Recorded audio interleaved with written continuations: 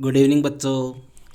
देखो बच्चों, आज की अपनी जो क्लास है इसमें चर्चा करेंगे अपने जो इतिहास का सेकंड चैप्टर है, कक्षा 12 अपने इतिहास का जो सेकंड चैप्टर है राजा, किसान और नगर। इस चैप्टर के अपने 2023 की जो बोर्ड एग्ज़ाम होगी, उस बोर्ड एग्ज़ाम में बनने वाले अति महत्वपूर्ण क्वेश्चनों की चर्चा अपने करेंगे। कहने का मतलब है कि इस बार का अपना जो ब्लूप्रिंट है, उस ब्लूप्रिंट के अकॉर्डिंग भैया आपके इस चैप्टर से टोटल 3 क्वेश्चन आएंगे। समझ रहे हो? इस चैप्टर से टोटल कितने क्वेश्चन आएंगे? 3 क्वेश्चन आएंगे। और वो कितने अंक के आएंगे? 5 अंक के, जिनमें एक क्वेश्चन तो होगा आपके 3 नंबर का और 2 क्वेश्चन आएंगे आपके 1-1 अंक के। तो आज की अपनी जो क्लास है, इस क्लास में अपने 1-1 अंक के जो महत्वपूर्ण क्वेश्चन इस चैप्टर से बन रहे हैं या पिछले एग्जाम में जो क्वेश्चन पूछे जा चुके हैं, उन क्वेश्चनों के ऊपर अपने चर्चा करेंगे। या सीधी भाषा में कहूँ कि इस चैप्टर के जो मोस्ट क्वेश्चन है आपकी बोर्ड एग्जाम की दृष्टि से, उन क्वेश्चनों के ऊपर अपने आज की इस क्लास में चर्चा करेंगे। रही बात बड़े क्वेश्चन की, अर्थात 3 अंक वाला क्वेश्चन, उसकी चर्चा अपने नेक्स्ट क्लास में करेंगे। तो अपने स्टार्ट करते हैं भैया। सबसे पहला क्वेश्चन है, यूनानी राजदूत मेगस्थनीज किसके दरबार में आया था? देखो भैया, स्टार्ट करने से पहले एक चीज़ और मैं आपको बता दूं, यहाँ से आप अपना खुद का मूल्यांकन भी कर सकते हो। अब आपको स्क्रीन पे दिख रहा है प्रश्न क्या है। अब आप मेरे बताने से पहले आप इस क्वेश्चन का आंसर सोच लो, तब फिर आप मिलाओ कि देखिए आपका सही हुआ है या गलत हुआ है। इससे आपको ये भी आइडिया हो जाएगा कि आपकी तैयारी कितनी की है। समझ रहे हो? तो यूनानी राजदूत था भैया मेगस्थनीज, ये किसके दरबार में आया था? अपने सामने 4 ऑप्शन है, चंद्रगुप्त मौर्य, बिंदुसार, अशोक और बृहद्रथ। ठीक है, तो देखो भैया, यह मेगस्थनीज जो था वो यूनानी शासक था। इसका नाम था सेल्यूकस। नाम सुना होगा आपने, सिकंदर का ये सेनापति था सेल्यूकस निकेटर इसका पूरा नाम था। इसका दूत था ये मेगस्थनीज। ठीक है, और 305 ईसा पूर्व के अंदर क्या हुआ था, चंद्रगुप्त मौर्य जो था, इस चंद्रगुप्त मौर्य ने आक्रमण कर दिया था सेल्यूकस के ऊपर और सेल्यूकस को हरा दिया था। तब सेल्यूकस ने अपना दूत जो है वो किसके दरबार में भेजा था? चंद्रगुप्त मौर्य के दरबार में भेजा था। समझ गए? तो आंसर क्या हो जाएगा? अपने चंद्रगुप्त मौर्य, जिसने 322 ईसा पूर्व से लेकर 298 ईसा पूर्व तक के शासन किया था। सेकंड क्वेश्चन की चर्चा करते हैं भैया। सेकंड क्वेश्चन है, मौर्य साम्राज्य का संस्थापक कौन था? देखो इजी सा क्वेश्चन है। मौर्य साम्राज्य आपको पता है सबको। इस मौर्य साम्राज्य संस्थापक अशोक भैया संस्थापक नहीं था, शासक था। हर्षवर्धन था नहीं, ये तो वर्धन वंश का था। समुद्रगुप्त भी नहीं था, ये गुप्त वंश का था। तो कौन हो गया? अपने चंद्रगुप्त मौर्य। अब देखो यहाँ पर आपको एक सिंपल सी बात बताता हूँ। अगर सपोज करो समुद्रगुप्त की जगह चंद्रगुप्त लिखा होता तो एक बात ध्यान रखना, चंद्रगुप्त अलग है भैया और चंद्रगुप्त मौर्य अलग है, दोनों अलग अलग है। चंद्रगुप्त जो था वो तो था गुप्त वंश का शासक, और चंद्रगुप्त मौर्य जो था वो किसका था? मौर्य वंश का शासक। और मौर्य वंश की नींव या मौर्य वंश का जो पहला शासक था वो कौन था? चंद्रगुप्त मौर्य था। और इसी का आपके प्रधानमंत्री था अपने चाणक्य, या जिसको अपने कौटिल्य भी कहते हैं। थर्ड क्वेश्चन की चर्चा करते हैं भैया। थर्ड क्वेश्चन है, अपने प्रयाग प्रशस्ति की रचना की। प्रयाग प्रशस्ति बड़ी फेमस प्रशस्ति है। इसकी रचना किसने की थी? देखो पहला ऑप्शन है हर्षवर्धन, इसने नहीं की थी। दूसरा है अशोक, इसने भी नहीं की थी। तीसरा है कल्हण, इसने भी नहीं की थी। कल्हण की तो राजतरंगिणी थी। ठीक है, चौथा अपने क्या है? हरिसेन।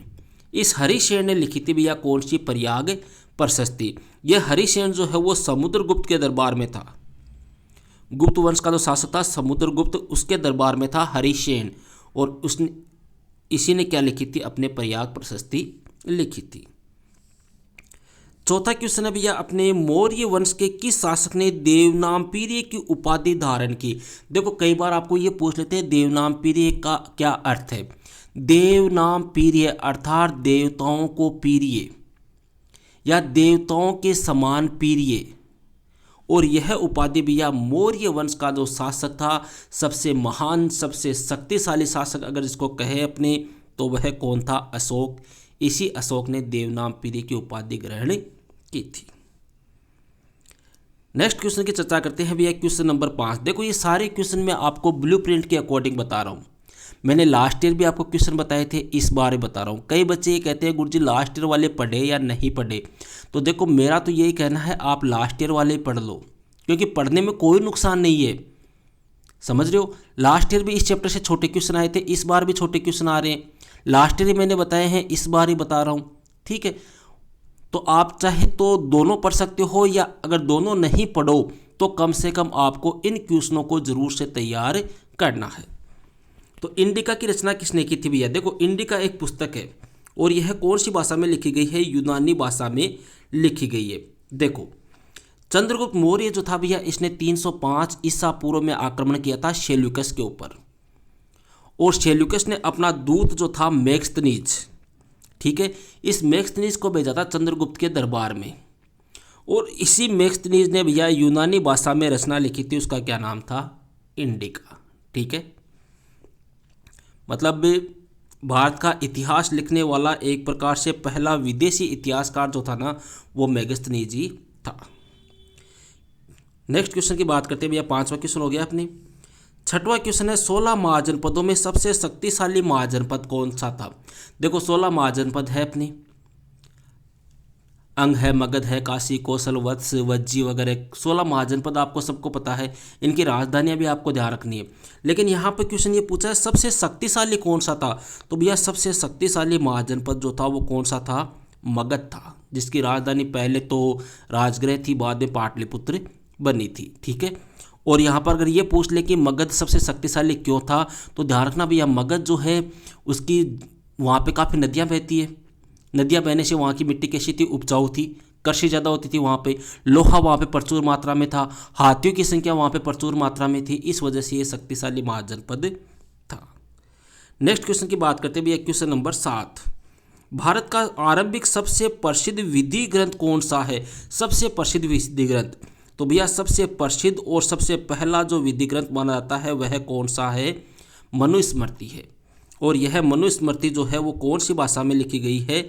संस्कृत भाषा में लिखी है, और मनु के द्वारा यह लिखी गई थी 2वीं सदी ईसा पूर्व से लेकर 2वीं शताब्दी के मध्य।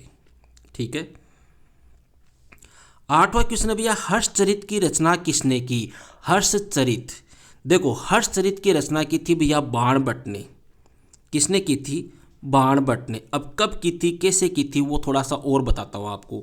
अपने भैया कन्नौज जो है, कन्नौज, इस कन्नौज का शासक था हर्षवर्धन, और इस हर्षवर्धन का दरबारी था बाणभट्ट, और इसी बाणभट्ट ने हर्षवर्धन जो था उसकी जीवनी लिखी थी, उसकी आत्मकथा लिखी थी एक प्रकार से, और उसी जीवनी को क्या नाम दिया गया? हर्षचरित। और ये भी कौन सी भाषा में है? संस्कृत भाषा में। अब देखो यहाँ पे मैंने एक क्वेश्चन बताया है आपको, सीधा सा क्वेश्चन है हर्षचरित की रचना किसने की। अब इस एक क्वेश्चन के साथ में मैं आपके कम से कम 5 से 7 क्वेश्चन तैयार करा रहा हूँ, तो आप अच्छी तरह से वीडियो को अंत तक देखो। अगर वीडियो आपको पसंद आए तो कम से कम लाइक और कमेंट जरूर से कीजिएगा। 9वें क्वेश्चन की चर्चा करते हैं भैया। 9वां क्वेश्चन है अपने मौर्य साम्राज्य कितने प्रांतों में बटा हुआ था? देखो भैया मौर्य साम्राज्य जो था वो 5 प्रांतों में बटा हुआ था। 5 प्रांत कौन कौन से हो गए? पहला तो आपके पाटलिपुत्र हो गया, दूसरा आपके तक्षशिला हो गया, ठीक है, तीसरा आपके तोशाली हो गया, तोशाली, चौथा आपके हो गया सुवर्णगिरी, सुवर्णगिरी, और 5वां हो गया भैया आपके उज्जैन। क्लियर है? नेक्स्ट क्वेश्चन की बात करते हैं, क्वेश्चन नंबर 10। शिल्पाधिकारम क्या है? शिल्पाधिकारम क्या है? सीधा सा ध्यान रख लो भैया, शिल्पाधिकारम जो है वो एक तमिल महाकाव्य है। कौन सा काव्य है? तमिल महाकाव्य, दक्षिण भारत का। 11वां क्वेश्चन है जातक कथाएं या कहानी क्या है? देखो या तो पूछ लेगा जातक कहानियाँ क्या है, या आपको पूछ ले जातक कथाएं क्या है। तो देखो जो महात्मा बुद्ध थे भैया, उन महात्मा बुद्ध के पूर्व जन्म की जो कथाएं हैं, या महात्मा बुद्ध के जन्म से पहले की जो कथाएं हैं, जो कहानियाँ हैं, उन्हीं को अपने क्या कहते हैं? जातक कथाएं। ठीक है। नेक्स्ट क्वेश्चन की बात करते हैं, क्वेश्चन नंबर 12। 12वां क्वेश्चन है, प्रभावती गुप्त कौन थी? प्रभावती गुप्त कौन थी? भैया प्रभावती गुप्त जो थी वो गुप्त वंश का शासक था चंद्रगुप्त द्वितीय। इस चंद्रगुप्त द्वितीय की क्या थी? पुत्री थी या बेटी थी। और चंद्रगुप्त द्वितीय ने शासन किया था 375 से लेके 415 ईस्वी तक। क्लियर है। नेक्स्ट क्वेश्चन है, अग्रहार किसे कहते हैं? अग्रहार, देखो अग्रहार क्या है? प्राचीन समय में अपने ब्राह्मण जो होते थे उन ब्राह्मणों को दान के रूप में कुछ भूभाग, कुछ ज़मीन या कोई गांव में कुछ ज़मीन दे दी जाती थी। ठीक है, उसी को अपने क्या कहते थे? अग्रहार, मतलब ब्राह्मणों को दान में दिया गया भूभाग। नेक्स्ट क्वेश्चन है, अशोक के अभिलेख किन भाषाओं में लिखे गए? देखो भैया अशोक के जो 90% या आपने कहेंगे 99% जो अभिलेख है वो तो है कौन सी भाषा में? प्राकृत भाषा में। लेकिन पश्चिमोत्तर के जो अभिलेख है उसके वो दो भाषाओं में और है, यूनानी और आर्यमाइक। यूनानी और आर्यमाइक। तो अपने क्वेश्चन ये हो, देखो सीधा सा क्वेश्चन है, अशोक के अभिलेख किन भाषाओं में है? तो लगभग तो प्राकृत में है, जबकि पश्चिमोत्तर के है वो यूनानी और आर्यमाइक में। अब आपको ये पूछ ले कि अशोक ने अपने अभिलेखों में कितनी भाषाएं काम में लिए, तो 3 भाषाएं हो गई। ठीक है, थोड़ा सा ऐसे भी आपको ध्यान रखना है। 15वें क्वेश्चन की चर्चा करते हैं भैया। 15वां क्वेश्चन है, आहत या पंचमार्ग क्या है? देखो आहत या पंचमार्ग किसे कहते हैं या आहत या पंचमार्ग क्या है? भैया अपने 6वीं 7वीं सदी जो थी उस 6वीं 7वीं सदी में तांबा जो था, इस तांबे के सिक्के चलते थे। तांबा उसमें थोड़ा बहुत कांसा मिला देते थे। ठीक है, उस तांबे के सिक्के जो थे वो क्या कहलाते थे? आहत कहलाते थे। और इन्हीं का दूसरा नाम क्या था? पंच मार्ग। मतलब एक प्रकार से जो अपने पंच होता है, हाथ का 5 अंगुलियों को जिसको मिला के पंच बनता है, उसका ठप्पा इनके ऊपर लगाया जाता था, इसलिए इनको पंचमार्ग भी कहा जाता है।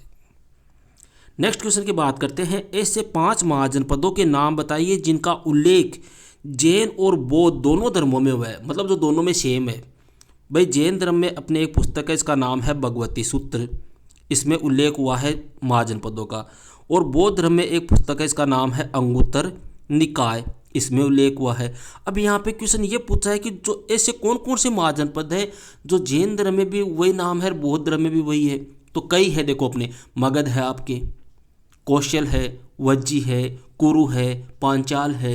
ये कैसे महाजनपद है? ये वो महाजनपद है जिनके नाम जैन और बौद्ध दोनों धर्मों में क्या है? समान है। नेक्स्ट क्वेश्चन की चर्चा करते हैं भैया, क्वेश्चन नंबर 17। 17वां क्वेश्चन है, अर्थशास्त्र की रचना किसने की? बड़ा इजी सा क्वेश्चन है। अर्थशास्त्र की रचना आपको सबको पता है भैया, चाणक्य ने की थी। चाणक्य चाल चलने में माहिर था, चतुर कूटनीतिज्ञ था, इसलिए इसको चाणक्य बोलते हैं। चाणक्य बोल दो या कौटिल्य बोल दो। अब देखो एक बार क्वेश्चन आया था कि अर्थशास्त्र में किसका उल्लेख है, ये भी आपको ध्यान रखना है। लास्ट ईयर मैंने ये क्वेश्चन करवाया हुआ भी था। अर्थशास्त्र में भैया जो एक राजा है उस राजा के क्या सिद्धांत होने चाहिए, एक राजा में कौन कौन से गुण होने चाहिए, एक राजा को किस प्रकार से कार्य करना चाहिए, या अपने सीधी भाषा में कहें तो राजनीति के जो सिद्धांत है ना, उन राजनीति के सिद्धांतों का उल्लेख है कौन सी पुस्तक में? अर्थशास्त्र में। देखने पर अपने ऐसे लगता है सर ये इकोनॉमिक्स से संबंधित है, इकोनॉमिक्स से संबंधित नहीं है, ये पुस्तक है और इसमें राजनीति के सिद्धांतों का उल्लेख है, एक राजा के कर्तव्यों का उल्लेख है। नेक्स्ट क्वेश्चन की बात करते हैं, क्वेश्चन नंबर 18। किस मौर्य सम्राट ने धम्म की नीति अपनाई थी? बड़ा ही शानदार क्वेश्चन है, बहुत बार एग्जाम में आया हुआ है। मौर्य सम्राट अशोक, इसने भैया धम्म की नीति अपनाई थी। क्यों अपनाई थी? देखो इसके पीछे भी एक थोड़ी सी स्टोरी है। मौर्य सम्राट अशोक भैया पहले एक प्रकार से चंड अशोक था, खूंखार अशोक था, आसपास के सभी राज्यों को जीत लिया था। 261 ईसा पूर्व में इसने आक्रमण किया था कलिंग के ऊपर, और कलिंग के ऊपर इसने विजय प्राप्त कर ली। जैसे ही विजय हुई, विजय होने के बाद में ये कलिंग के मैदान में गया। इसने वहाँ पर देखा कि कई लाखों की संख्या में लोग मर गए हैं, लाखों की संख्या में लोग घायल हो गए हैं, किसी का हाथ टूट गया, किसी का पैर टूट गया, किसी की आंख फूट गई, किसी का सिर फूट गया। तो वहाँ पे क्या हुआ, उन सबको देखकर अशोक का हृदय जो है वो पिघल गया, और उसी स्थान पर उसने युद्ध भूमि में ही यह प्रतिज्ञा की कि आज के बाद में मैं कभी भी युद्ध जो है वो कभी नहीं करूँगा। युद्ध के स्थान पे मैं क्या करूँगा, जनता की भलाई के लिए, जनता के कल्याण के लिए कार्य करूँगा, और उसी को बोलते हैं धम्म की नीति। ठीक है। नेक्स्ट क्वेश्चन है अपने क्वेश्चन नंबर 17। किस मौर्य सम्राट ने धम्म की नीति अपनाई? ये हो गया शौर्य, 18वां हो गया। 19वां क्वेश्चन है भैया अपने राजाओं का घर किसे कहते हैं? देखो पाटलिपुत्र जो है, इस पाटलिपुत्र से पहले मगध की राजधानी थी राजगृह। मगध जो महाजनपद है इसकी राजधानी कौन सी थी? राजगृह थी। और इसी राजगृह को कहते हैं भैया राजाओं का घर। 2 बार ये क्वेश्चन आया हुआ है, थोड़ा सा आपको ध्यान रखना है। अंतिम क्वेश्चन है भैया किस शासक को भारत का नेपोलियन कहा जाता है? देखो गुप्त वंश का एक शासक था, इसका नाम था समुद्रगुप्त। समुद्रगुप्त। इस समुद्रगुप्त को भैया इसकी विजयों के कारण एक इतिहासकार था, इसका नाम था V.A. स्मिथ। क्या नाम था? V.A. स्मिथ। इन्होंने क्या कहा था? भारत का नेपोलियन कहा था। क्यों? क्योंकि जिस प्रकार से लड़ाइयाँ समुद्रगुप्त ने लड़ी थी उसी प्रकार से लड़ाइयाँ इससे पहले कौन लड़ चुका था? नेपोलियन बोनापार्ट लड़ चुका था। आपने इतिहास की किताब में पढ़ा होगा, कभी फ्रांस की क्रांति अगर आपने पढ़ी है तो वहाँ पे नाम आता है नेपोलियन बोनापार्ट। आपके 10th क्लास में भी है, फर्स्ट चैप्टर में। ओके, तो ये थे भैया अपने इतिहास की जो बुक है, उस इतिहास की बुक का सेकंड जो चैप्टर है राजा, किसान और नगर, उसके परीक्षा की दृष्टि से 20 अति महत्वपूर्ण क्वेश्चन। इन क्वेश्चनों को आपको एक बार ज़रूर से देखना है, इन क्वेश्चनों को आपको ज़रूर से तैयार करना है। तो छोटे क्वेश्चन 2 आएंगे, छोटे क्वेश्चन में आपको मोस्ट बता चुका हूँ। अब रही बड़े क्वेश्चन की बात, जो आपके 3 अंक आएगा, उसकी चर्चा अपने नेक्स्ट क्लास में करेंगे। ओके भैया, दैट्स ऑल।